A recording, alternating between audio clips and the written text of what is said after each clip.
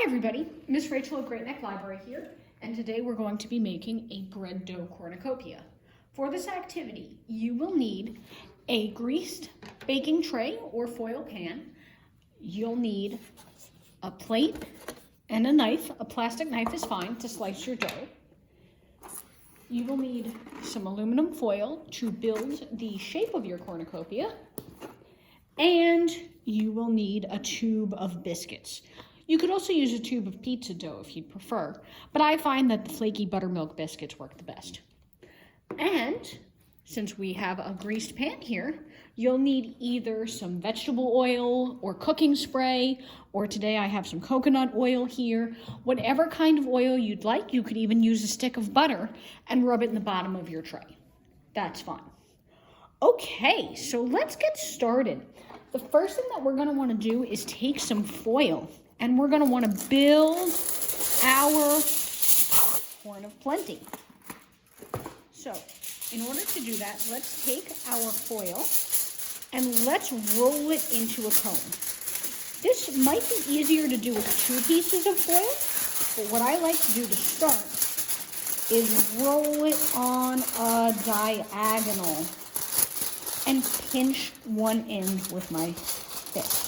So kind of like I'm holding a bouquet of flowers here, I've got 2 sections of foil. Now, I'm also going to want to puff this out and make it as wide as I can because this is going to be the shape for our horn of plenty. As you can see, I'm also taking my hand and pinching this up into my horn shape. Now that I have that ready to go, I'm going to take a couple more pieces of foil and crumple them into a ball. Once I have a nice dense snowball of foil, I'm going to fill the inside of my cone. The reason why we're doing this is so that the cone holds its shape and it doesn't fall apart when we start adding dough to it. So let's stuff the insides of our cones with some aluminum foil. Okay, friends, so as you can see, I've also tucked in the lip of my foil cone so that it holds a better shape.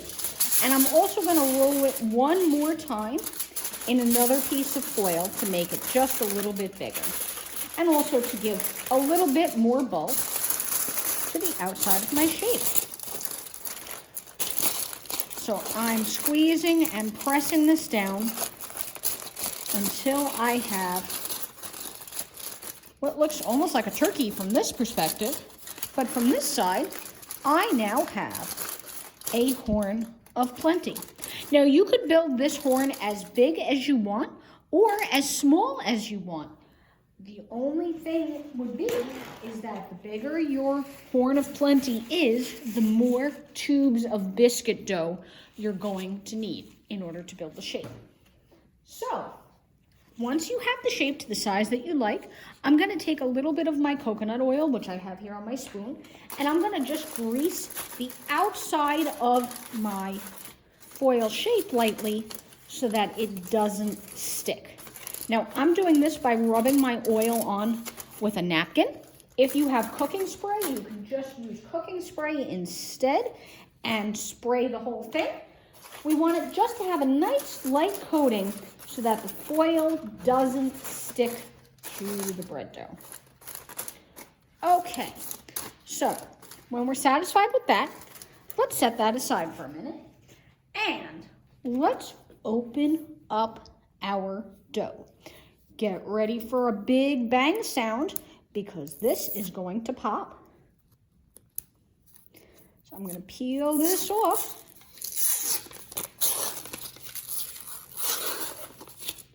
And here we go. Take a plastic knife and give it a little poke to start letting some of that air out. And let's open up the can. Boom! It's almost like a New Year's party, too. Okay, so I'm going to take out my biscuits from my can. And we're going to want to slice them in half and roll them into a new shape. So here I have one big biscuit I'm also going to take a second paper plate here so I have a clean workspace. And I'm going to slice my biscuit in half with my plastic knife.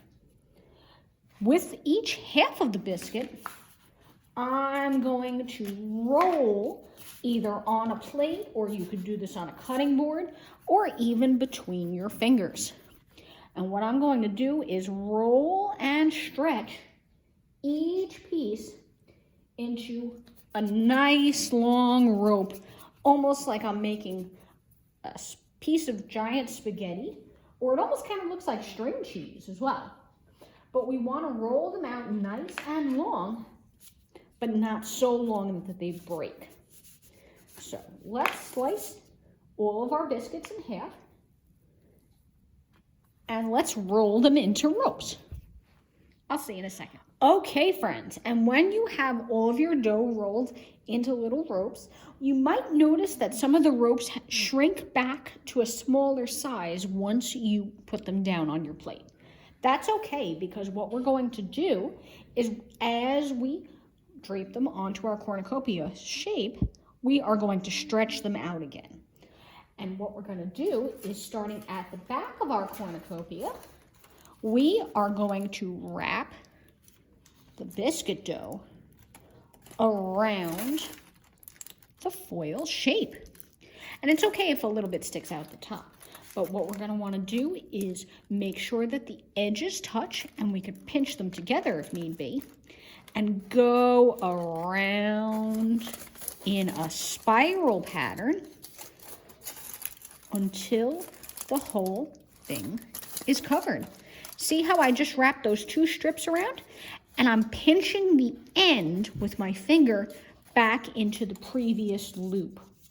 So let's go all the way around. So I'm going to stretch out my dough, and I'm going to press it in place with one hand, the hand that's holding the cornucopia, and I'm going to rotate this around and press it into place.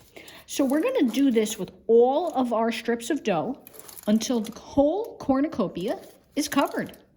Okay, my friends, so as you can see, I have wrapped the cornucopia shape out of my bread dough. I'm going to adjust the shape just one more time to make sure that horn sticks out really nice. And then I'm going to put this down into my foil tray. Now, it's okay to have a little bit of extra foil sticking out the end, because that will actually help us later on, because we want the foil to be easy to pull out.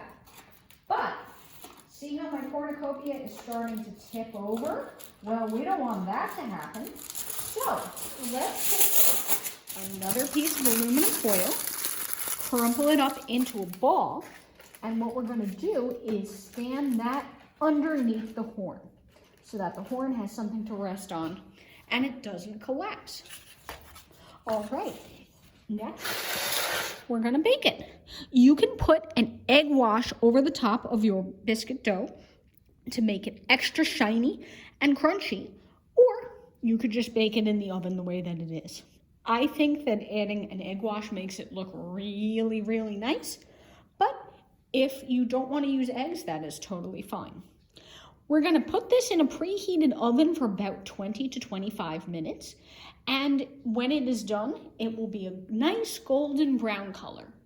If you find that one area is cooking too fast compared to another area, you can always cover over that area with a little bit of foil as well.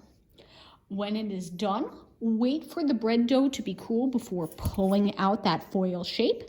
It's much easier to do if the bread is cool rather than if it is still hot. It'll pull and rip your cornucopia. So wait until it's cool, pull out the foil, and then you can stuff the cornucopia with fruit or vegetables or fun kinds of dip. Actually, in my family, my aunt always makes this recipe, and she puts little donut holes inside. You could fill it with whatever you'd like. So I hope you had a good time making this cornucopia with me, and I hope that you and your family have a great Thanksgiving. I'll look forward to seeing you again soon at some of our other programs and events. Have a great day, everybody. Bye-bye.